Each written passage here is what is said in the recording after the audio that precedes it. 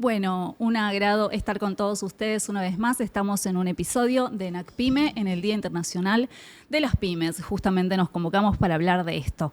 Tenemos acá a mi derecha al senador Jorge Capitanich, también ha sido gobernador del Chaco.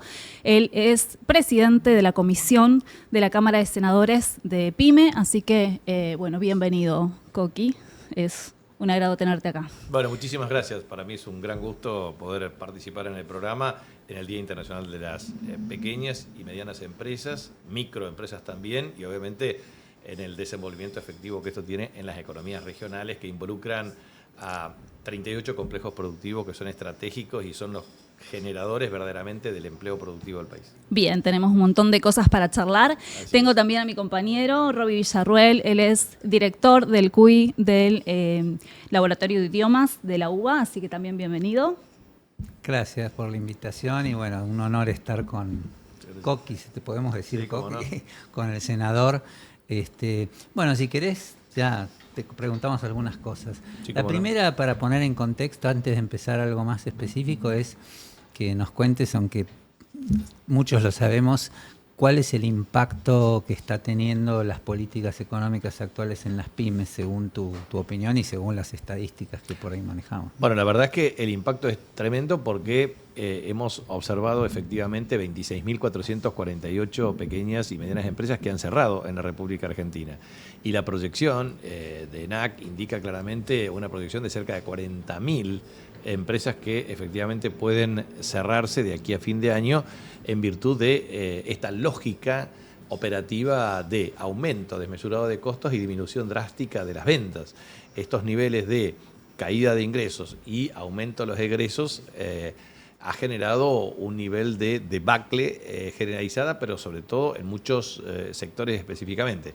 Y es bueno comparar, digamos, porque cuando ocurrió la crisis de la convertibilidad y su salida, que implicó efectivamente la ley 25.561 de emergencia cambiaria, productiva, social, sanitaria, etcétera, era una ley de 22 artículos que propició estímulos a la recuperación de la actividad productiva y el desarrollo. Efectivamente, había 300.000 empresas. En general, 98,5% de las empresas son pymes, o sea, son micros, son pequeñas o medianas empresas.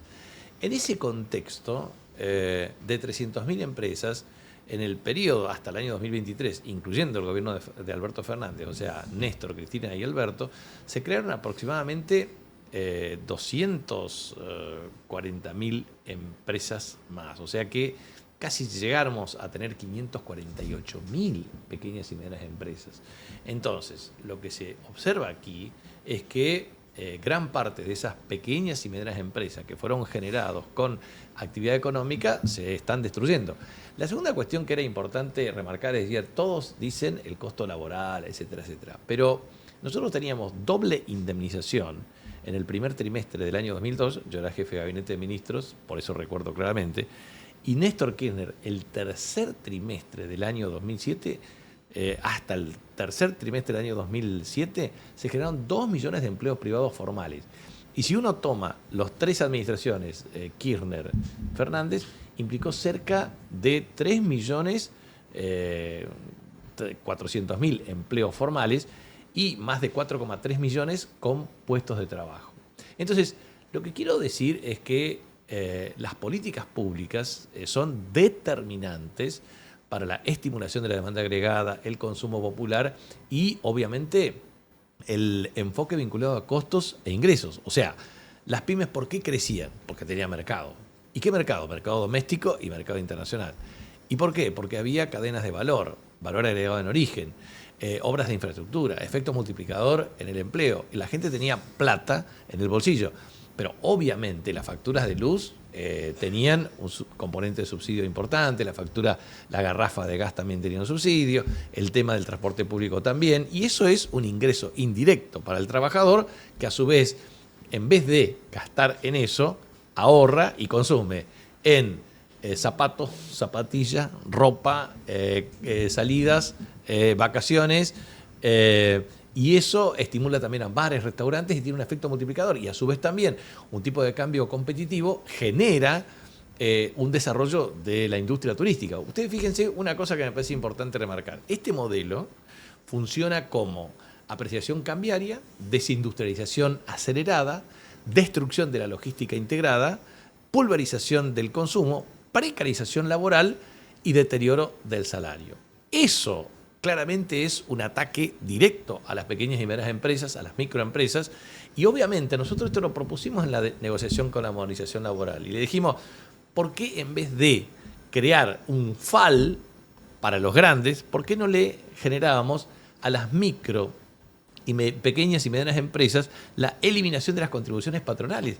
Del 50 al 20%, el estímulo sería espectacular, porque naturalmente las pequeñas y medianas empresas tendrían una regularización desde el punto de vista laboral, una reducción de la estructura de costos y podrían invertir para expandir su capacidad instalada. Lo que está ocurriendo ahora es que no hay ni siquiera importación de bienes de capital, ni tampoco producción de bienes de capital propio. La matriz de insumo producto obviamente se extranjeriza crecientemente y la verdad que lo único que estamos observando es deterioro de la actividad económica. Bien, la verdad que siempre es escucharte, son datos, es tener un panorama realmente de lo que está sucediendo en el sector. Desde la comisión, hace unas semanas asumiste la presidencia de la Comisión de Pymes en el Senado. ¿Qué es lo que se está discutiendo en base a toda esta problemática que estás mencionando? Bueno, primero un proyecto que lo hemos trabajado con las distintas entidades representativas de la micro, pequeña y mediana empresa, con múltiples aportes, a partir de múltiples iniciativas. Estaba el senador Oñac, teníamos nosotros proyectos también. Sí, de hecho nosotros habíamos enviado la ley. Bueno, sí. Muy bien. ¿Qué hicimos? Bueno, lo que hay que hacer en la República Argentina de hoy es unir todas las voluntades y tratar de simplificar el proyecto. Entonces vamos a tratar de ser sintéticos, porque son 44 artículos, incluido el de forma. Entonces, por lo menos 4 puntos que son claves. Aparte de la generalidad. Primero, objeto. Micro, pequeña y mediana empresa. Segundo, plazo, 1 año. Tercero, alcance, todo el territorio de la República Argentina. Muy bien. Planteamos 4 emergencias claves. Una emergencia tarifaria, otra emergencia laboral, otra emergencia de carácter previsional e impositivo, otra emergencia financiera, pero también incluye dentro de este esquema un tratamiento especial para la reestructuración de las deudas de las pymes. Muy bien. ¿Qué significa cada una de ellas? Emergencia tarifaria. Nosotros lo que hemos planteado es la necesidad de reducir el impuesto al valor agregado el 50%, porque eso impacta en las facturas de energía eléctrica de aquellas pequeñas y medianas empresas que generalmente también tienen alta demanda energética. Hay sectores, por ejemplo, aceituna, ponele, que el 50-60% de costo de energía. Obviamente el impuesto al valor agregado incide fuertemente, pero también la reducción al 50% de las tarifas, porque objetivamente el costo tarifario argentino es equivalente más o menos a $52, 54 dólares por megavatio, debería estar en 37 porque tiene un sobrecosto significativo independientemente de la oferta, y a su vez el subsidio económico para el tema de tarifa energética llegó a estar en 2,2% del Producto Interno Bruto y esto ya lo bajaron a 0,7%, cargándole al usuario y a la pequeña y mediana empresa que no la puede pagar. Entonces, la emergencia tarifaria es clave. La segunda cuestión es la emergencia en términos de moratoria previsional e impositiva. Las pequeñas y medianas empresas sufren embargos de sus respectivas cuentas que obstaculizan su desenvolvimiento. Las pymes, si vos le quitás esa posibilidad, se tienen que endeudar con el usurero de la otra cuadra o eventualmente con cheques a través de un sistema de financiamiento que es más del 100%, 140%, 200%. Entonces, la pyme cuando tiene ese problema de embargo de sus cuentas y aumenta su tasa de riesgo y obviamente sus costos financieros, no puede funcionar. Entonces, nosotros lo que le planteamos es plazos en virtud del tamaño de la empresa de hasta 60 meses, 48 meses, 36 meses, con 100% de exención de intereses punitorios o resarcitorios, 75% o 50% de acuerdo a los mecanismos de densidad, etc. Es absolutamente indispensable. Si no, las pymes no pueden funcionar porque aumentaron los descubiertos en cuenta corrientes, los cheques rechazados, cerca de 174.000, esto oscila más o menos en el registro mensual, pero también aumentó el tema de la incobrabilidad de las empresas, que eran de 1,5, ya estamos en 3,6%, las familias estaban en 3-4%, pasaron al 12%, después pasa al más del 30% en los sistemas de operación de préstamos no bancarizados. Tercer tema, o sea, dije, primero tarifario, segundo impositivo previsional. La tercera cuestión que me parece importante es el tema financiero. Ahí lo que nosotros planteamos es un aumento desde el punto de vista del cupo de financiamiento del Banco Central de la República Argentina con subsidio de la tasa de interés para el financiamiento de capital de trabajo y su refinanciación y obviamente también de capital fijo para expandir eventualmente emprendimiento de capacidad instalada o reformas tecnológicas importantes, que también está asociado a un capítulo vinculado a ciencia y tecnología y desarrollo de sistemas.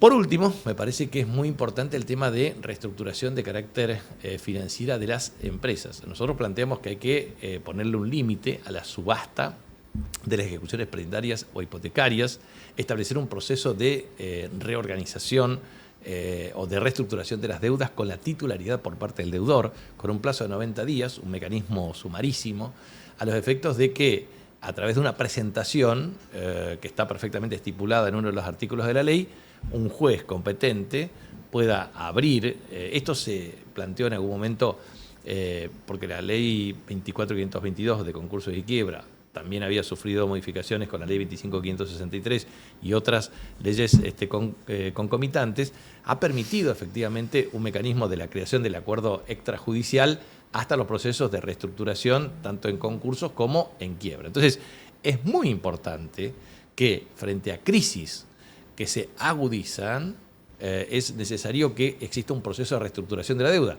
Entonces, un proceso rápido, que preserve la titularidad por parte del deudor, que establezca el impedimento de la ejecución de subasta y una reestructuración de la misma de un modo amigable, conforme a un proceso que permita recuperar demanda y la estructura de ingresos de las empresas, creo que va a evitar lo que está generándose ahora, que es la mortalidad o la mortandad acelerada de empresas. Si estas empresas, si las pymes, de 26.448 pasan a 40.000. Y si de los 40.000 pasan a 80.000, la verdad que es una reestructuración que implica altísimo nivel de concentración y verdaderamente un modelo extractivista en la Argentina. O sea, ¿qué pasa hoy, por ejemplo, con las empresas mineras? Ajustan personal. Perdón, para no irnos de tema, ¿no? O sea, estabas mencionando cuáles son los ítems necesarios y a tratar de la emergencia. Para el empleo, ¿qué estamos pensando? Porque la realidad es que está llegando un super RI que anunciaron ahora. Y nosotros estamos tratando de que no se nos mueran las pymes, que para el 17 de agosto son 30.000 menos. Yo creo que la postura que nosotros planteamos es no se puede permitir un FAL por un lado y dejar morir a las pymes por el otro. Entonces nosotros creemos que hay que bajar drásticamente el costo laboral del 50 al 20%, automáticamente eliminando el tema de las contribuciones patronales para micros y pequeñas y medianas empresas. Nosotros habíamos hecho el cálculo, 359.000 son micros. Esos son equivalentes al 77% del esquema de la informalidad laboral. Es muy importante remarcar que ya en los últimos 24 meses creció aproximadamente 4.8% en términos porcentuales. Ya estamos en 44,3%. La República Argentina pudo bajar de más de 50 a 30% en 2003-2015.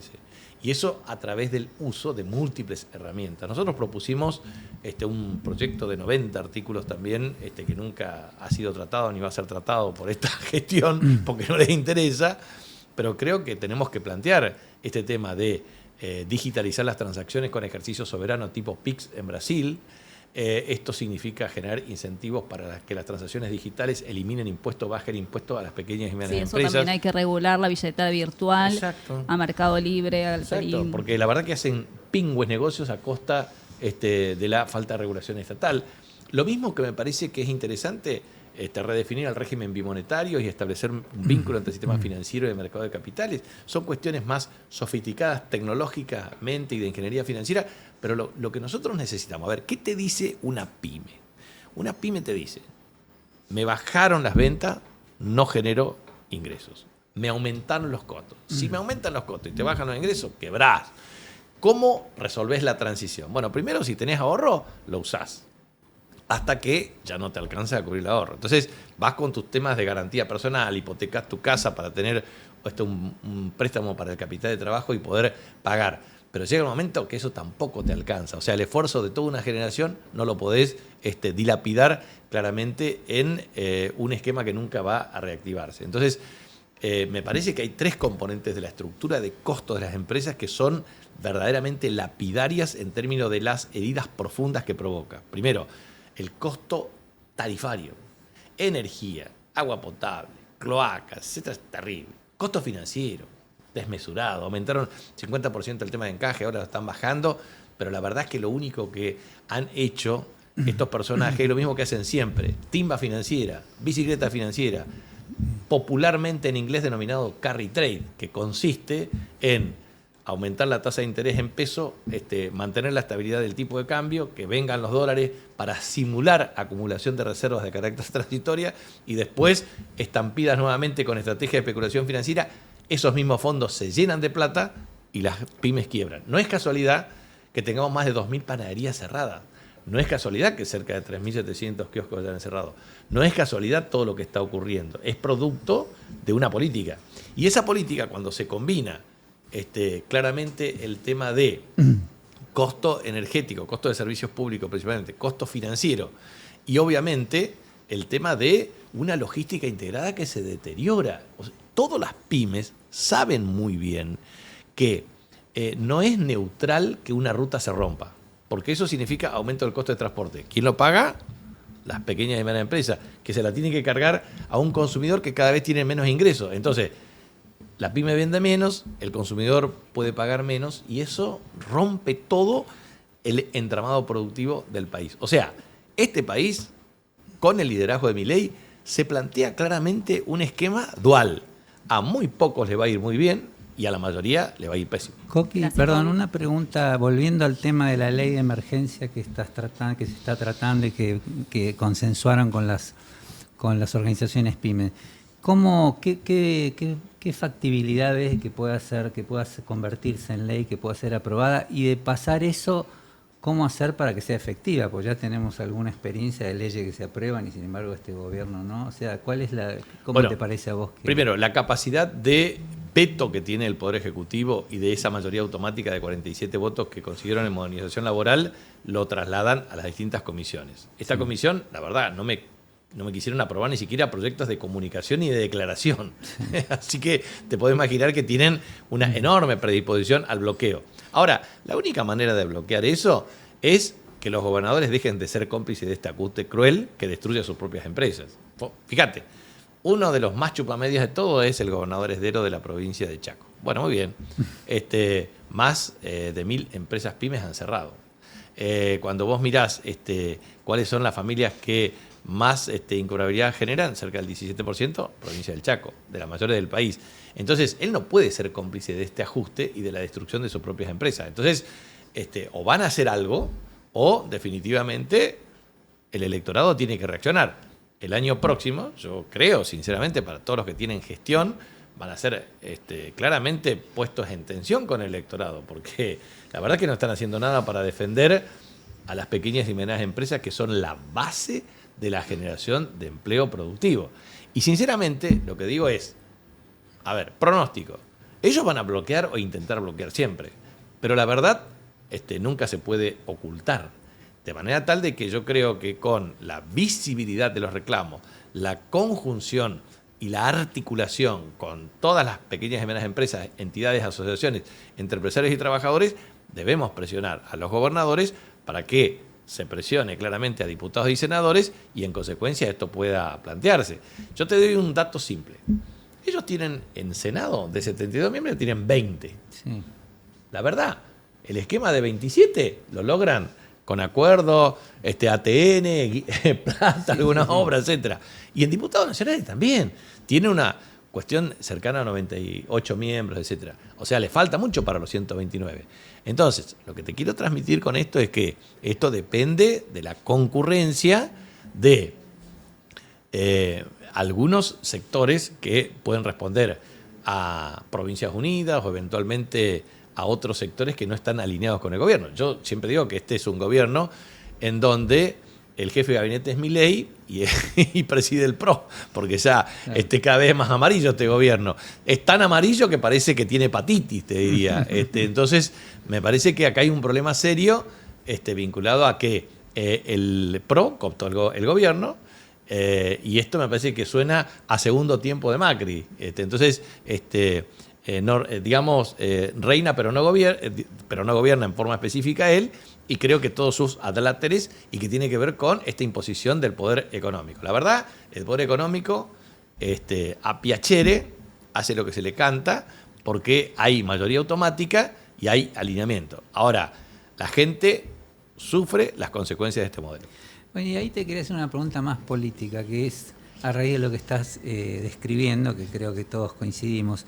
¿Vos crees que un gobierno peronista eventualmente o nacional y popular, me refiero, ¿cuál es el rol histórico que vos ves de las pymes como sujeto político? Porque es una discusión que nosotros tenemos mucho en ENAC, de que el peronismo por ahí siempre piensa, al pensar en los empresarios, piensa en los grandes empresarios, pero hay un sujeto ahí político que necesita organizarse, que necesita ser más activo. ¿Y vos creés que el peronismo puede hacer de ese, o ha hecho o puede hacer de ese sujeto político, pensando que es el que concentra la mayor cantidad de mano de obra, que es, como vos dijiste, que explica gran parte del trabajo productivo? ¿Qué política te parece que podemos o se puede dar para incorporar como un sujeto activo a un proyecto nacional a las pymes, no a las grandes empresas como actores principales? Bueno, el peronismo es un movimiento en esencia policlasista, y promueve el acuerdo político, económico y social. Eso significa un pacto, y ese pacto incluye a empresarios y trabajadores. Dentro de los empresarios está lo que se denomina la burguesía nacional, pero definitivamente el peronismo fue el que creó la Confederación General Empresarial de Empresarios, la CGE, digamos, para sustituir claramente a la Unión Industrial Argentina. La Unión Industrial Argentina se crea en 1887 con un empresario francés, Cambacérès, que tenía efectivamente el desarrollo de la industria del saladero. Pero yo siempre digo esto porque es interesante ver cómo se organizó el sistema económico en Argentina. El Centro Cultural Recoleta creo que era en 1737. 1837 el Salón Literario de Echeverría. 1838 la Asociación de Mayo. 1854 la Bolsa de Cereales y de Comercio. 1866 la Sociedad Rural. 1887 la Unión Industrial. 1912 Grito Alcorta el tema de la Federación Agraria. 1930 el movimiento obrero organizado a través de la CGT. Antes eran siempre expresiones fragmentadas. Entonces, concretamente, el peronismo naturalmente promueve el desarrollo de un modelo de crecimiento económico con inclusión social. Esto significa para nosotros que el capital debe estar al servicio de la economía y esta al servicio del bienestar social. En ese contexto, yo creo que hay que proponer desde el peronismo, por lo menos de mi parte, 12 puntos que yo trato de sintetizar. Primero, nosotros no podemos gobernar si no resolvemos las restricciones. Y tenemos 4 restricciones históricas. Restricción energética, restricción de carácter externa por insuficiencia en la oferta de dólares. Tercer tema, restricción logística por insuficiencia en la inversión en infraestructura logística e insuficiencia y una restricción política, porque los acuerdos no son sostenibles en el tiempo. Tiene problemas de reglas, regla fiscal, regla monetaria, regla cambiaria y regla institucional. La República Argentina tiene que tener una regla fiscal que tienda al equilibrio, y ahí la pregunta clara es, bueno, el costo no lo tienen que pagar los pobres, lo tienen que pagar los que tienen capacidad contributiva. Hay una evasión y elusión fiscal estimada en forma conservadora equivalente al 7,1% del Producto Interno Bruto. Tenemos 3,46% de gastos tributarios. Galperín goza de los beneficios que no goza una pyme en Argentina. Eso es un problema de inequidad. Entonces, la regla fiscal claramente tiene que ser el equilibrio, pero no a costa del pobre, no a costa del discapacitado, no a costa del jubilado, no a costa de la destrucción del Estado. La segunda cuestión es una regla monetaria que tienda a la estabilidad. Con la inflación no se negocia, perjudica a los más pobres. Eso significa claramente una regla de agregados y de tasa de interés que promueva y estimule la estabilidad macroeconómica. Tercer tema, regla cambiaria que tiende que tender naturalmente a la competitividad, sabiendo que luego con más energía, con más minería, con más producción de alimentos, con más desarrollo productivo, vas a tener un tipo de cambio menos competitivo que el esquema de largo plazo. Y por último, regla de calidad institucional. Hoy este gobierno es verdaderamente payasesco lo que hace. El Banco Central, el presidente es un empleado del ministro de Economía. Cambia cada 2 por 3 funcionarios, o sea, cerca de 258 funcionarios va cambiando. Cuarto jefe de gabinete de ministros en menos de 3 años. O sea, ¿qué reglas pueden perdurar y mantenerse si hay cambios permanentes? En el INDEC se manipula el índice. Cambia cada tanto el presidente del organismo. A su vez, el Banco Central tiene estabilidad, pero es un empleado del gobierno. Lo mismo ocurre con ARCA, AFIP o ANSES. Entonces, me parece que eso es un tema clave que el peronismo lo tiene que diseñar adecuadamente. En el peronismo todos vamos a coincidir una política industrial que fomente el desarrollo de cadenas de valor, de red de proveedores locales, de incentivo a las pequeñas y medianas empresas. ¿Y para eso qué hay que hacer? Infraestructura pública de buena calidad, financiamiento para garantizar la incorporación de bienes de capital y procesos productivos integrados tecnológicamente y obviamente articulación de la red de proveedores locales. Segundo tema, ciencia y tecnología. Invertimos 52.000 millones de dólares en 50 años. Necesitamos por lo menos 350.000 millones de dólares. El mundo, Israel, por ejemplo, 5% del PIB. El mundo, 3,5% en países desarrollados promedio. Argentina, menos de 0,34%. Una vergüenza. Tercer tema, economías regionales. No podemos seguir sosteniendo un unitarismo perverso. En el 1% de la superficie vive el 40% de la población. En el 99% restante, el 60%. Aquí, el nivel de ingreso por habitante es siempre superior entre 8 a 10 veces el resto del país, por lo menos en el norte de la Argentina. Entonces, tenemos un país con desigualdades y asimetrías. Entonces, creo que vamos a coincidir en que es necesario tener esas 3 políticas más la política de empleo. Aumentar el salario mínimo vital y móvil, mejorar sustancialmente el salario real, garantizar una potenciación del consumo y reducir la informalidad. Eso me parece que son cuestiones que el peronismo tiene que coincidir. Entonces, si coincidimos con estas 4 políticas, me refiero a política industrial, política de empleo, de ciencia y tecnología y de economías regionales, entonces tenemos que tener capacidad para resolver las restricciones. Restricción energética, pero no con este modelo extractivista, sino de integración de red de proveedores. Una restricción política hay que resolver, hay que liderar un proceso de consenso político en Argentina, hay que hacer obra pública. Nosotros necesitamos no menos de 250.000 millones de dólares para hacer corredor bioceánico norte, central, patagónico, ruta 40, ruta 3, unir a la República Argentina de carácter vertical, la hidrovía Paraná-Paraguay, generar una red de puertos fluviales marítimos, red de autovías, red de transporte de alta eficiencia. No puede ocurrir lo que está ocurriendo en la República Argentina, un país de 2,8 millones de kilómetros cuadrados, con el déficit en materia de infraestructura existente. Y por último, si uno está de acuerdo en que es necesario tener una logística integrada, tener un consenso político, tener claramente la solución de la restricción energética, vamos a superar la restricción externa y vamos a ser un país con crecimiento sostenido. Ahora bien, mis escenarios son, si nosotros hacemos eso, en 10 años podemos crecer tasa de 2, 4 o 6% del Producto Interno Bruto y sostenido con equilibrio en balanza de pagos. Pero a su vez tenemos que animarnos dentro del peronismo a decir lo que también el pueblo argentino quiere escuchar. Nosotros tenemos que tener regla fiscal de equilibrio, que no lo paguen los pobres. Regla monetaria, combate tenaz ante la inflación. La inflación no puede volver en la Argentina. Tercero, no puede volver, hay que resolverla, porque este gobierno habla mucho, pero no resuelve el problema de inflación. Tercer tema, regla cambiaria. Tenemos que tener competitividad, pero insertarnos en el mundo. Y tenemos que tener reglas de calidad institucional. Con esos 12 puntos, más un enfoque multidimensional de la pobreza que resuelve infraestructura social básica, derechos y garantías, y obviamente un esquema de políticas de empleo, vamos a tener estabilidad política y calidad institucional, que yo creo que ese es el gran desafío que tiene el peronismo. Bueno, me dejan hacerte una última pregunta. Sí. Nosotros, sabes que desde Naxos tenemos que hay que un proyecto y que nos gustaría que fuera parte del proyecto nacional es la creación de 200.000 pymes, sí, porque creemos que eso generaría 2 millones de puestos de trabajo. Y sostenemos la necesidad de tener un ministerio PYME para poder entender y fomentar esta política. ¿Vos qué opinas de esa idea? A ver, las estructuras burocráticas pueden funcionar sí o no, depende del liderazgo y la conducción y de la asignación de recursos y herramientas para que sirva. Si no, es un emblema burocrático más. Esto es así. Ahora, ya está demostrado, durante nuestras administraciones no solamente generamos 200.000, sino 248.000 pymes. Claro. Y creamos más de 3.400.000 empleos formales. O sea que no cabe la menor duda que el gran desafío nuestro es tener un plan económico que tenga 3 objetivos sustanciales. Primero, promueva el pleno empleo.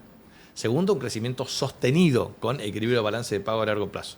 Y tercero, naturalmente, estabilidad monetaria que integre tasas de interés, tasa de inflación y tipo de cambio en el contexto internacional. Entonces, si nosotros logramos eso, claramente la creación de 2 millones de empleos es perfectamente factible. A ver, hoy tenés en la Argentina más o menos cerca de 22,4 millones de trabajadores, pero tenés cerca de 5,7 que son asalariados informales, tenés monotributistas, etcétera. O sea, acá el gran estímulo es formalizar lo que tenés informal, a su vez generar un mejoramiento en la estructura de ingresos, que eso te va a potenciar el consumo y eso va a generar, lo que yo creo, Argentina tiene que tener por lo menos una capacidad para producir. Hoy, entre 200 a 250 millones de toneladas, o sea, de los 150 ahora, más o menos en promedio, 148, 150, puede llegar a 100 millones de toneladas más en una expansión de 42 a 65 millones de hectáreas. O sea, el sector agropecuario es un inductor fuerte. Servicio basado en el conocimiento de 9.400 millones de dólares, 9.600 actualmente, puede llegar a 30.000 millones de dólares. El tema en materia energética, claramente hoy estamos cerca de 1 millón de barriles. Deberíamos estar en 1,5 millones de barriles diarios. Para eso equivaldría más o menos a cerca del 1,5% de la producción total de barriles, que son el equivalente a 100 millones hoy, pero con un sistema perfectamente integrado y podemos llegar a tener entre minería estratégica, energía integrada, etcétera, cerca de 46.000 a 55.000 millones de dólares de exportaciones. O sea que Argentina debería ser verdaderamente una potencia en crecimiento constante que te permita corregir estos problemas. Ahora, si nosotros no tenemos la sensibilidad de resolverle a 5,6 millones de personas, 1.200.000 familias, 36% de las viviendas del país, si no le resolvemos la titularidad de su terreno, de su vivienda, si no garantizamos un mecanismo de financiamiento para que viva mejor, para que tenga agua potable, para que tenga cloacas, para que tenga vereda, para que tenga espacios verdes, para que tenga fibra óptica, para que tenga electricidad en buenas condiciones, no que se le corte a cada rato, que tenga efectivamente gas de red domiciliaria, que tenga la infraestructura social básica, pavimento urbano, rutas en buenas condiciones, eso es clave. La segunda cuestión, derechos, está bien, nosotros tenemos que hacernos cargo también de nuestros errores y plantear lo que es necesario plantear, que es este tema. Educación, sí, fuimos muy buenos en gratuidad, en inclusión, pero necesitamos calidad. Si no tenemos calidad, no se corrigen las desigualdades. Pero también tenemos que tener seguridad, ¿eh? La gente no quiere que esa cuestión se abandone, quiere vivir con forma segura, con trabajo, con mejores salarios, con buena calidad, que pueda mandar a sus hijos a la escuela y se eduquen, que pueda ir a un hospital y se pueda atender adecuadamente, que tenga insumos, medicamentos, recursos humanos, que tenga justicia. Bueno, es cierto que me va a decir, hey, bueno, che, pero ¿por qué no lo hicieron antes? Porque no es fácil hacer esto. Ahora, creo que esta gente está cometiendo algunos errores que también nosotros cometimos en nuestra historia. Creer que esto es de imposición hegemónica. Si no somos capaces de tener un diálogo que independientemente que no nos favorezca la cara del cliente, es decir, que no nos guste hablar de pactos o de acuerdos, necesitamos llegar a ciertos acuerdos básicos porque lo que está en juego es la sostenibilidad de la gente de carne y hueso que necesita verdaderamente instituciones que funcionen en base al diálogo en una democracia republicana. Bien, Coqui. Te tenés que ir. Sabemos que estás apurado, así que con esto queremos cerrar. Sé que estamos en un nuevo aniversario del Día Internacional de las Pymes. Llevamos 26.000 pymes cerradas en la Argentina. ¿Qué le vas a decir a un empresario pyme que está esperando soluciones del gobierno? Bueno, y del futuro. En primer lugar, la verdad que lamento mucho lo que está ocurriendo. En segundo lugar, que ponemos el máximo esfuerzo de coordinación, de cooperación y de liderazgo posible para llamar la atención y para resolver los problemas que nos están planteando.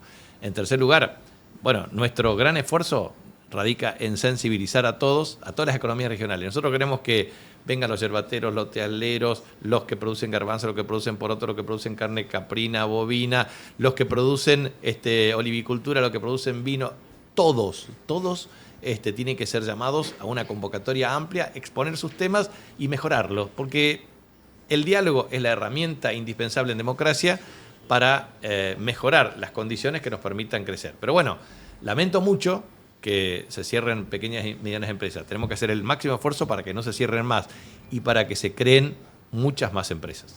Muchísimas gracias, te agradecemos porque te has comprometido desde un principio con la ley de emergencia PYME y sabemos y confiamos que va a llegar a comisión y ser aprobada. Bueno, muchas gracias. Robin. Muchas gracias, Coqui, realmente un honor. Gracias igualmente. Gracias. Continuamos en ENAC PYME, seguimos escuchando la voz de los empresarios en el Día Internacional de las Pymes. En este caso tenemos la compañía de José de Michelis, él es director de Relaciones Públicas de Biotech y también miembro de la Cámara de Argentino-China, ¿verdad? Sí. Y socio de ENAC. Bienvenido. Socio de ENAC, sí. Gracias. Bueno, es un día muy, muy especial para todos los empresarios pymes porque estamos ante una situación difícil del país, la economía está recesiva y eso se nota mucho, y más en las pymes porque el 70% del trabajo a nivel mundial lo generan las pymes precisamente, ¿no? Tal cual. ¿Querés contarnos a qué te dedicas y cómo afecta este modelo productivo a tu diaria? Bien, la empresa nuestra, Biotech Sociedad Anónima, es una empresa de aditivos alimenticios para la industria láctea, cárnica y panificada. Nosotros vendemos insumos a los grandes proveedores del público y de un tiempo a esta parte bajó el consumo de alimentos y bajaron los precios, porque al bajar el consumo tenés que bajar tu precio para poder competir con otros. Esto llevó a una baja real de facturación de muchas de nuestras empresas del rubro en un 30%. Y estamos hablando de empresas que se dedican a vender comida para la gente, es decir, es un tema porque se supone que es demanda inelástica, es decir, la gente no deja de comer. Bueno, esto pasó ahora, está pasando ahora y pasó también en la época de Macri. La gente dejó, se había medido en consumo de litros de leche, había bajado muchísimo el consumo de leche. El consumo, no solo el precio. Sí, estamos hablando ya de ya no estoy comiendo lo que estoy necesitando, sino que... Y eso influye muchísimo porque... Digo, nuestra empresa tiene una política, digamos, una empresa familiar y tiene una política hacia adentro de que los trabajadores para nosotros son lo más importante, pero digo, ellos, y charlamos con ellos estas cosas, y ellos también lo sufren, a pesar de que hacemos todo el esfuerzo para que eso no suceda. Tal cual. Pepe, perdón, le llamo Pepe. Sí, son amigos. Todos, sí. Justamente me interesa, vos sos una persona que por trabajo ha tenido la posibilidad de viajar, sí, de ir a China, de ir a Alemania, sí, concretamente, y de ir a otros lugares, a reunirte con empresas y con pymes. Sí. Entonces digo, viste que en este gobierno una de esas contradicciones es que se ponen modelos, te dicen tenemos que ser como tal país, y resulta que no hacen lo que se hace en esos países. No. ¿Vos cómo viste tu relación, ya que hoy es el Día Internacional de las Pymes, sí, o cómo viste la presencia, la importancia y la forma en que actúan los estados y los gobiernos respecto de las pymes en otros países? Bueno, son dos visiones diferentes, lo que vi en Alemania, lo que vi en China y lo que vi en otros países. Voy a poner esos dos ejemplos porque fue los que más trabajé. En el caso de Alemania estuvimos reunidos con la ZDH, que es la Cámara de Cámaras Pymes de Alemania. Vos estás obligado como empresa a afiliarte a la ZDH y como trabajador de afiliarte al sindicato. La ZDH representa 1 millón de empresas. Eso es una gran contradicción, sí, con lo que se dice acá, ¿no? Sí. Justamente en Alemania... En Alemania te obligan a... Tirás un papel y vas preso. Claro, no y te obligan a sindicalizarte, sí, tremendo. Es muy parecido a lo que pasa acá hasta cierto momento, porque la sindicalización en Argentina es muy grande, pero no tienen esa cuestión de obligatoriedad. ¿Por qué? Porque lo que te pasa a vos, lo que el sindicato resuelve, beneficia a todos, al que está afiliado y al que no, ¿no es cierto?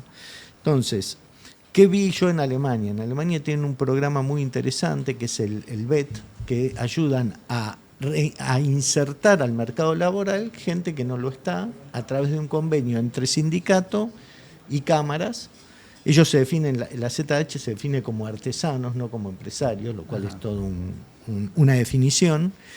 Y incluyen a la gente a partir de capacitación, le van pagando un sueldo, son como becarios o pasantes, y después entre sindicato y la cámara ven en qué empresa te pueden meter, ¿sí? Vos decís, bueno, a mí me interesa lo automotriz y te preparan para cualquier empresa automotriz. Ahora, ¿qué tiene esto? Digamos, ellos todos los años más o menos unas 600.000 personas capacitan y las meten en el mercado laboral. El Estado ¿qué hace el Estado? Regula, pero deja la libre discusión entre empresa y sindicato, pero está regulando constantemente. ¿Qué quiere decir? Que la libertad existe hasta que el Estado dice que no existe más, digamos, ¿no es cierto?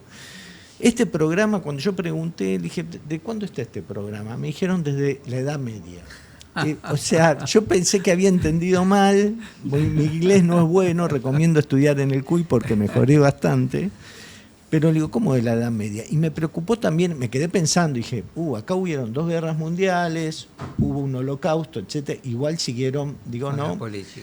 Ahora, del otro lado, en China no vi sindicatos, me pasaron varias cosas, hay 8 partidos políticos que la gente no sabe eso, han sacado a más de 400 millones de personas de la pobreza y tienen un concepto de increíblemente distinto a lo que un libertario, por decir algo, puede pensar. Que ahí el concepto de libertad es cuanto más seguro estás, y para estar más seguro tenés que estar más controlado. Es medio raro lo que voy a contar, pero hay una cámara de seguridad cada 2 personas, hay anillos de seguridad en la ciudad donde uno constantemente tiene que estar presentando documentos. Sería la panacea para los que dicen que dónde está la policía, ¿no? Es como medio raro, ¿no? Y después tienen un respeto altísimo por el trabajo y por otra cosa también que me llamó la atención, por las personas mayores. De la delegación que viajamos la última vez, éramos 26, el mayor de todos era yo, y era como el don para ellos. No Don Corleone, pero el don, el título de... y que vi también un alto grado de profesionalización. Ellos, el gobierno chino reconoce que tiene problemas, que no es lo mismo... Por ejemplo, nos decían, si alguien tiene que recolectar basura acá en Beijing, no va a cobrar lo mismo que aquel que hace ese mismo trabajo en un pueblo más chico, porque la recaudación es menor, porque la situación, digamos, porque la ciudad es más chica, entonces hace menos trabajo. Claro, hay una mirada planificada. Planificada, pero lo están viendo también. Saben también que muchos sueldos, y todos sabemos que por definición ningún sueldo es suficiente, ¿sí? Claro. Cualquier trabajador que vos le digas querés ganar más te va a decir que sí, y es lógico, pero también tienen esto del respeto por lo que hace el otro. Entonces, no tienen sindicalización, pero están muy politizados, están muy controlados. Digo, ¿por qué digo esto de controlados? Porque acá todo el mundo está diciendo, necesitamos más cámaras de seguridad, necesitamos más cámaras de seguridad. Bueno, y después te dicen, en China te vigilan, pero ¿qué querés? ¿Una cosa o la otra? Claro. Es como... Bueno, por lo que estás contando, tiene que ver un poco con la cultura que ellos tienen y la forma, Sí. ¿no? O sea, uno... Cuando vos lo hablás y decís pide más control, evidentemente piden más control, pero dentro de un marco y un proyecto de país que ellos se sienten parte, ¿no? O sea, nosotros acá, quienes están pidiendo mayor control, son los que quieren dejar a las grandes mayorías fuera del proyecto de país. Entonces, tal vez es diferente el marco desde donde uno lo aborda, de decir, bueno, tienen un proyecto de país, cada uno sabe el lugar que ocupa en el lugar productivo, en el lugar intelectual, de lo que sea, y juntos están pidiendo determinadas cosas, ¿no? Y entienden que lo individual es en el marco de algo comunitario. se me hace que viene por ahí, porque si no, no lo entendés. Bueno, ellos hablan mucho y fue un tema que salió en los últimos 2 o 3 meses, el tema de la trampa de Tucídides, ¿no? Esto de, yo veo que mi competidor está creciendo, entonces yo para que no me gane lo destruyo a él y termino destruido yo, lo destruyo a él. Bueno, una de las cosas que ellos decían, cuando vinieron varios ministros y secretarios, porque fue en torno al programa de Hambre Cero 2030, ellos no ven a Estados Unidos como enemigo, lo ven como un colaborador, tratan de reunirse, tratan de juntarse, establecer políticas comunes. Tienen otra cosa también que me llamó mucho la atención, porque a raíz de eso nos preguntaron a nosotros, ellos buscan la autosustentación en todo. Y una de las secretarias de Agricultura de la región de Yunnan nos dijo a nosotros y a los que estábamos ahí de la Secretaría de Agricultura, ¿qué van a hacer ustedes? Piensen qué van a hacer cuando ya no tengamos que comprarles más nada. Fue muy fuerte eso, porque todos nos quedamos, o sea, sí. es un tema. Pero es un tema. Lo piensan. Tienen ese, sí. Pero yo creo que, siguiendo lo que dice Mariela, sí. Me parece que lo rescatable de lo que estás contando es esta cosa de cómo cuando uno, con una mirada menos prejuiciosa e inteligente, sale al mundo y ve cómo funcionan los grandes capitalismos, que a veces nos ponen como ejemplo, sí. El rol de la en mayor o menor medida, el rol del Estado, el rol de la planificación, el rol de una visión estratégica, ¿no? De modelo económico de país y más o menos es algo que es básico y que a nosotros parece que estuviera justamente en cuestión ahora, y es contra lo que peleamos nosotros, sobre todo de las pymes, que es las que más se benefician con un modelo regulado, digamos, económico, ¿no? Sí, en todos lados vi pymes, ¿sí? En todos lados hay pymes, en algunos lados más es un mundo pyme. Es un mundo. Y en algunos lados el Estado está mucho más presente y arbitrando mucho más. Vos me decís, bueno, ¿hay diferencia entre Alemania y... Digo, Alemania puede ser otro país, puede ser Francia. Italia, Francia, España. En todos lados el Estado está muy presente.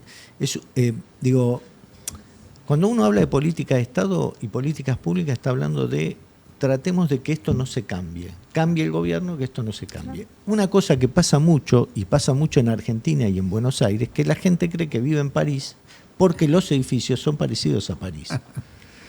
Pero no vivimos en París. No. Somos el tercer mundo. Hay que estar orgullosos de eso, de ser tercer mundo. Y hay que empezar a pensar un proyecto de país que reformule esta idea de que cómo podemos crecer. Hace poco lo escuchaba Capitanich. Bueno, yo quería agregar algo con respecto a lo que él dijo. Nos falta también redefinir el tema de entidades financieras, la ley de entidades financieras. Sí. Porque nadie habla, por ejemplo, de que cuando hay inflación es porque los dólares se van. Porque si tengo que tener un equilibrio entre dólares y pesos, y cada vez tengo menos dólares, voy a tener más pesos. Porque tengo que hacer un equilibrio. Nadie se atreve a tocar esa ley. Es muy difícil. Hay más de 500.000 millones de dólares afuera de gente. Digo, es un montón de guita, ¿no? ¿Está bien decir guita? Sí. ¿No? Algunos, qué sé yo, algunos por ahí la tienen acá, escondida como Adorni, y otros, no sé, pero es un tema para tocar. Y el tema de la evasión se controla mucho en esos países.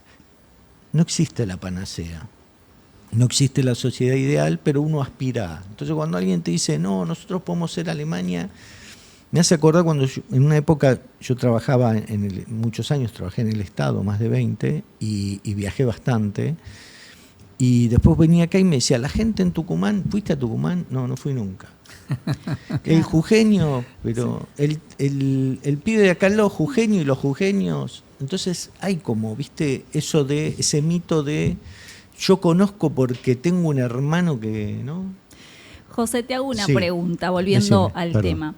Teniendo en cuenta, bueno, el sector al que vos pertenecés, que tiene que ver con el rubro alimenticio, ¿cuáles son los desafíos que tiene hoy el sector? ¿Qué está necesitando? ¿Qué le pediría hoy a la política tu sector para estar un poco mejor?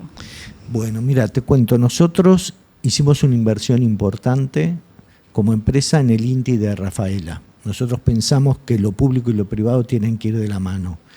Lo que necesitamos es que el público, digamos, el servicio público, el Estado es el servicio y nosotros somos el público, que cuando nosotros hacemos ese tipo de inversiones tenga la misma contemplación cuando decide sacar una ley como el RIGI o el Super RIGI. Digo, nosotros estamos poniendo plata y somos una pyme.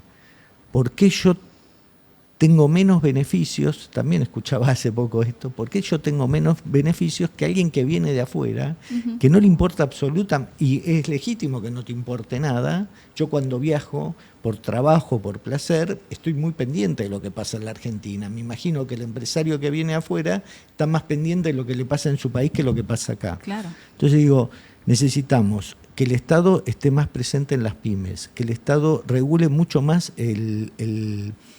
digamos, el control de precios y el control de los costos de producción de empresas lácteas, productores pymes agropecuarios como lecheros, etcétera, etcétera, que muchos de ellos solo cambian la plata por lo que producen, digamos. Esto se ve mucho también en regiones como el sur, en Patagonia, donde hay productores de peras y manzanas, donde durante una época solo cambiaban la plata, no tenían como costo de beneficio.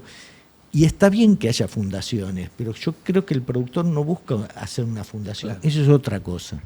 Otra de las cosas que necesitamos también es empezar a pensar mucho más en lo que se conoce como macrobiótica, es decir, consumir lo que producimos y lo que tenemos cerca. Hay mucho esta idea de, a mí me gusta comer sushi. ¿Dónde vivís? En Córdoba, pero no tenés mar ahí. ¿Cómo vas a comer sushi? ¿Te puede caer mal? Digo, hay mucho de eso. Y hay mucho también de, hay como esto de, bueno, cuando yo te digo lo de la macrobiótica y consumir, tenemos que también tener una política de integración y de aceptación del inmigrante. Es un país muy grande con poca gente. Uh-huh. Es un país muy grande, no hay gente, no hay mercado interno. Entonces, se nos está achicando el mercado externo porque es difícil exportar, porque hay competencia. Bueno, ¿cómo mejoramos eso? ¿Y cómo hacemos para integrar esto de... Hay gente que no se da cuenta, vienen de afuera, mejor que vengan de afuera. Así les vendés más. Un país como el nuestro, con tres veces más la población que hay, es 3 veces más de ingreso. Sí, totalmente. Igual creo que ahí se juega mucho lo que estábamos hablando, ¿no? El proyecto de país, una planificación estratégica. ¿Roby? No, estaba escuchando atentamente. A mí me parece que lo que vos planteás es un poco la línea que nosotros trabajamos, por supuesto, permanentemente en las organizaciones pymes, porque, como dice Mariela, es un modelo de país. Yo te quería preguntar, porque creo que te tenés que ir. Simplemente, ¿qué esperás del futuro, de los próximos? ¿Cuál es tu visión, digamos, de qué es lo que puede suceder o qué podría suceder si hubiese un cambio de gobierno? Si pensás que lo puede haber. Sí, yo pienso que lo puede haber. Es un país altamente politizado, el voto es obligatorio, aunque muchas veces la gente no va a votar. No es como en otros países donde, digo, estas son diferencias importantes. Nosotros logramos el voto obligatorio para evitar el fraude. Digo, en otros países no hay voto obligatorio, ¿no es cierto? Es altamente politizado, altamente sindicalizado, a pesar de haber perdido muchos trabajadores formales.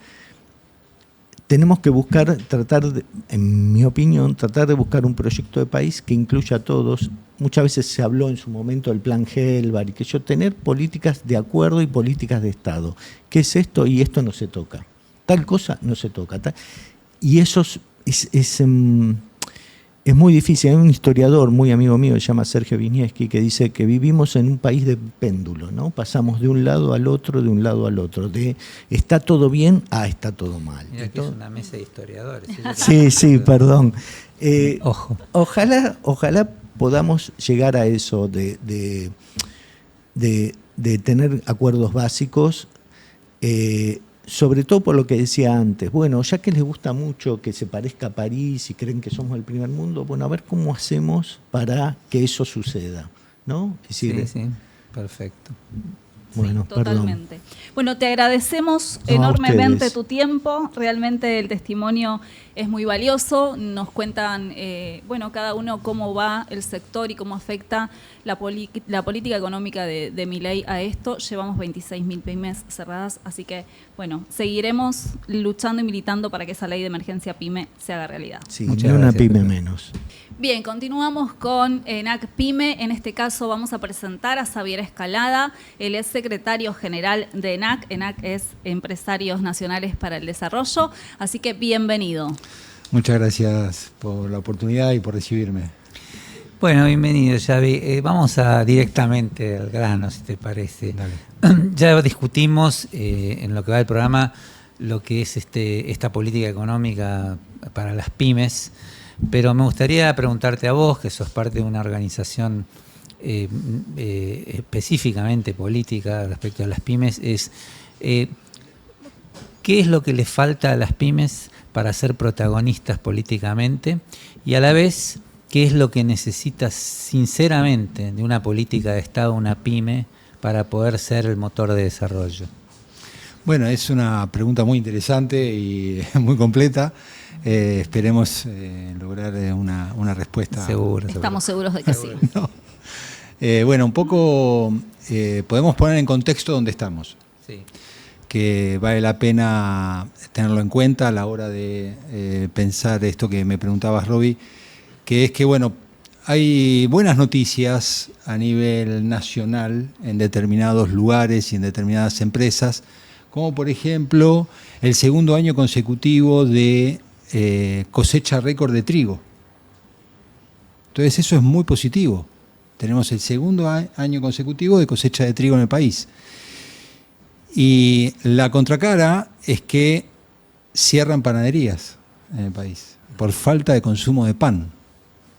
Entonces eso marca que esta situación es inviable, es insostenible. Un país que puede cosechar 3 veces más trigo del que consume, sus panaderías cierran, ¿no?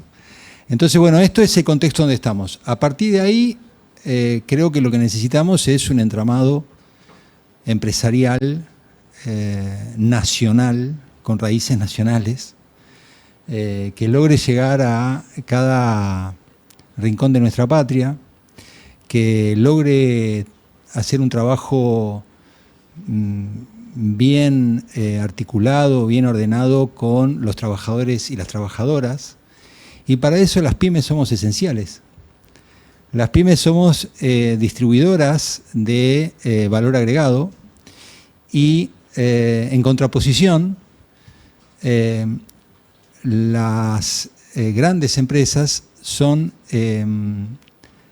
acumuladoras del mercado y restringen la capacidad de generar valor agregado. Entonces, en estos dos modelos, lo que necesitamos es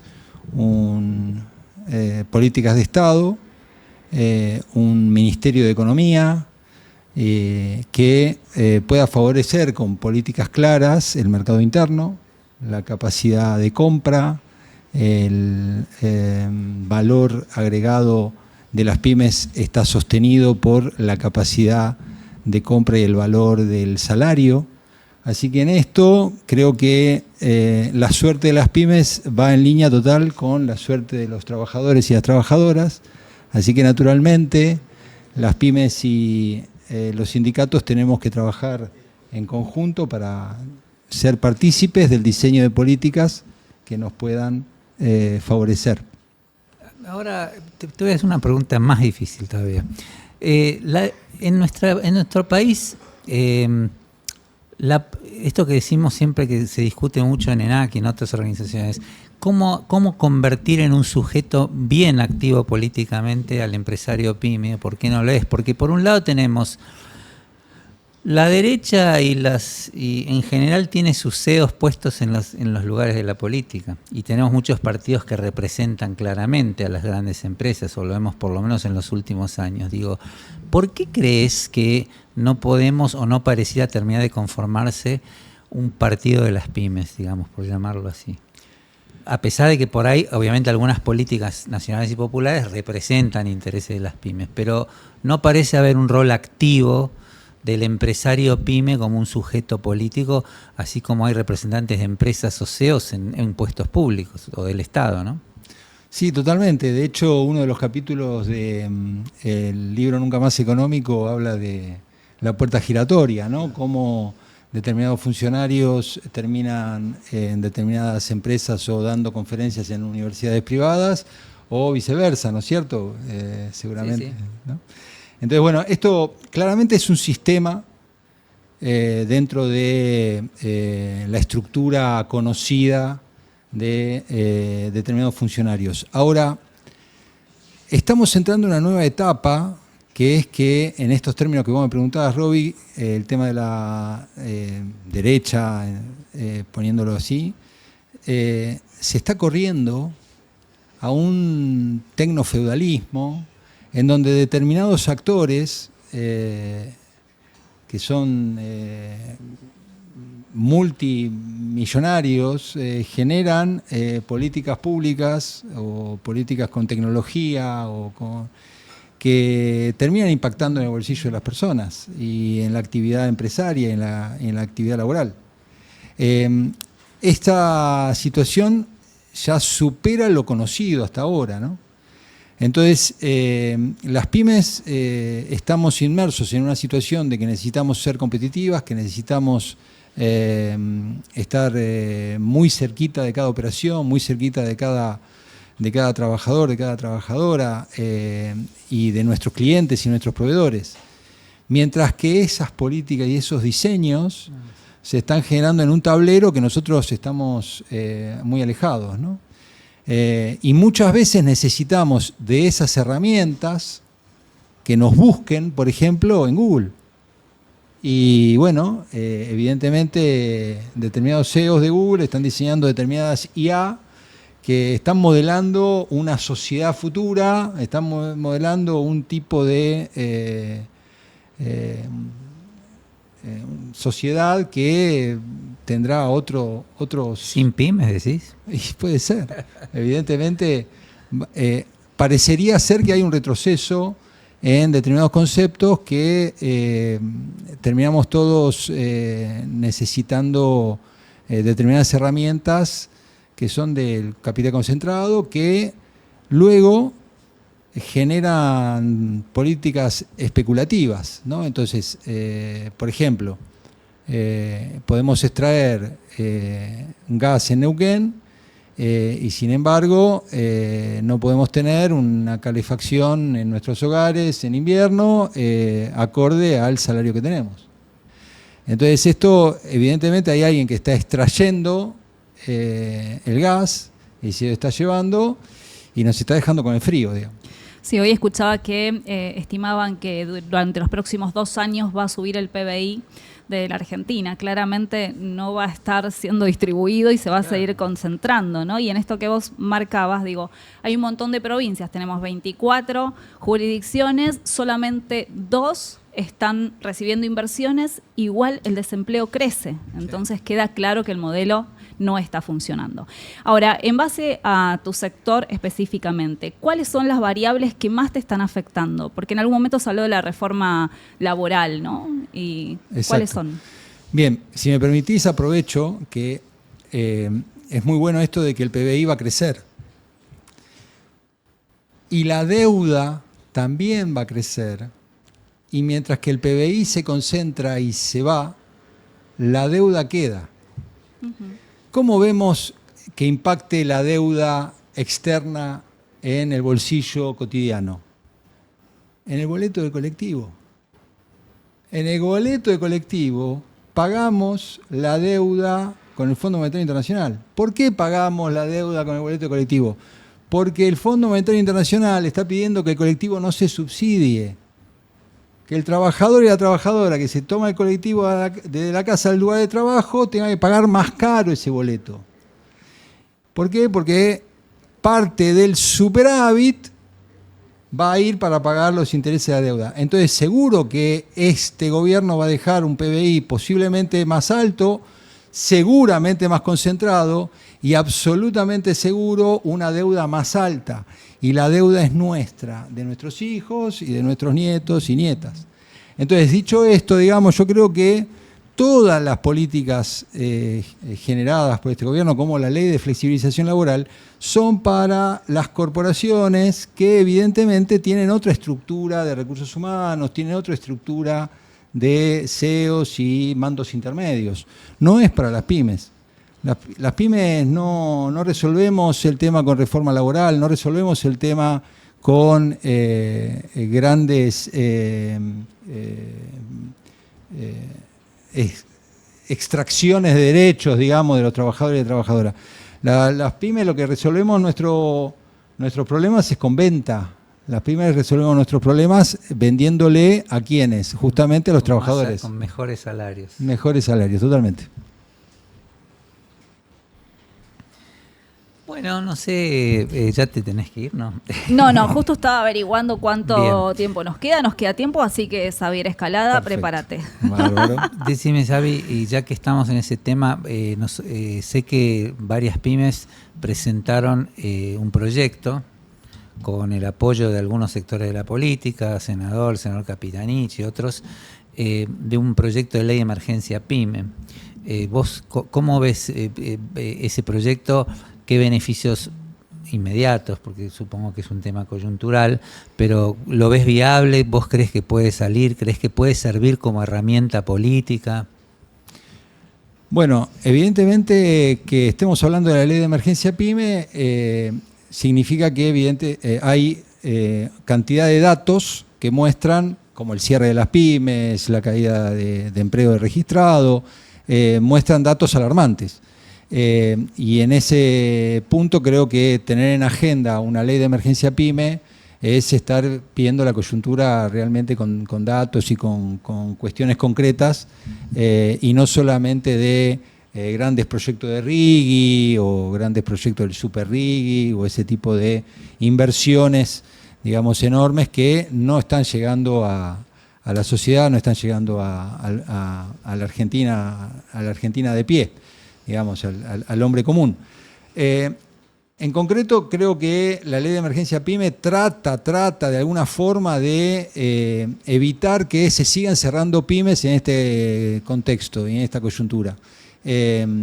Una de las herramientas más importantes ya que se requiere es que el ARCA no pueda en forma automática hacer embargos por la falta de pago de impuestos. Cuando alguna pyme se atrasa en el pago del IVA o en algún pago de algún impuesto nacional, automáticamente el ARCA embarga la cuenta. Y cuando hay un monto embargado, la operatoria habitual es que el ARCA embarga todas las cuentas de esa pyme, de ese número de quit. Y a veces los montos embargados, al sumar varias cuentas, hace que el monto embargado sea mucho mayor. Entonces, si una pyme tenía un determinado capital para pagar las quincenas y le llega el embargo del ARCA, no puede pagar las quincenas. Bien, la última, muy claro lo que estás comentando. Bueno, nosotros como ENAC tenemos siempre en cuenta no solo las pymes, sino también a los trabajadores y creemos que el desarrollo nacional se da con el pueblo adentro, con el pueblo feliz y con las pymes trabajando. Entonces, ¿cómo le podemos explicar a la gente que la ley de emergencia PYME no solo va a beneficiar a las pymes y a los trabajadores, sino también al que está en la universidad o al que está en el hospital? O sea, ¿cómo lo trasladamos a un beneficio general? Bueno, muy buena pregunta, porque las pymes que tengan beneficios por la ley de emergencia PYME no pueden despedir trabajadores y trabajadoras. Así que en el momento en que una pyme que se adhiere a un beneficio, como por ejemplo que el ARCA no embargue la cuenta, automáticamente ahí no puede despedir mientras dure la emergencia PYME. Entonces ahí ya de movida hay un acuerdo que es de la empresa empleadora con los empleados. Y después, evidentemente, atrás de cada trabajador y de cada trabajadora, atrás de cada empresario y empresaria nacional, pyme, están las familias, los mismos que vamos a la universidad, los mismos que van al hospital, los mismos. Así que en este conjunto, en este entramado, el hecho que podamos sostener a las pymes en este momento tan importante hace que se reacomode de alguna forma la vida cotidiana. Todos, de alguna manera, tenemos una pyme cerca. Sí.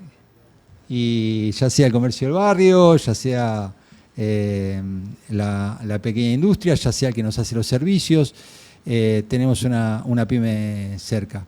Y también existen las pymes que de alguna forma acompañan y son parte del tejido en el resto de las provincias, todas las provincias a nivel nacional, que están vinculadas. Seguramente hay pymes atrás de la extracción de petróleo en Vaca Muerta, ¿no? Entonces ahí también es importante que la pyme nacional pueda ser sostenida y no que el valor agregado que pueda generar la pyme nacional sea traído de afuera con importaciones de muchas veces que no cumplen la seguridad que debería cumplir a nivel local. Muy claro. La verdad es que tenemos que entender no solo que el pueblo en sí necesita que las pymes estén funcionando, sino que nosotros necesitamos de las universidades para seguir creando tecnología, planificación, que tanto hace falta, ¿no? Así que bueno, muchas gracias, Javier, por tu presencia, por tu testimonio. Gracias a ustedes. Gracias, Xavi, muchas gracias. Muchas gracias y ánimo y bueno, muy buen comienzo de este ciclo, así que felicitaciones. Gran trabajo. Gracias. Roby, ¿querés despedirte? No, bueno, quiero agradecerles a todos los que estuvieron hoy, agradecer por supuesto a ENAC que abre este espacio para todas las pymes. Esperemos que sea un lugar en donde podamos discutir ideas, debatir y pensar un proyecto de país y un proyecto de sociedad cada vez más justo, libre, soberano e inclusivo, en donde trabajadores y empresarios puedan construir una nación justa. Bueno, agradecemos mucho que nos estén escuchando. Cerramos este ciclo entonces de ENAC Pyme y seguimos apostando al desarrollo nacional.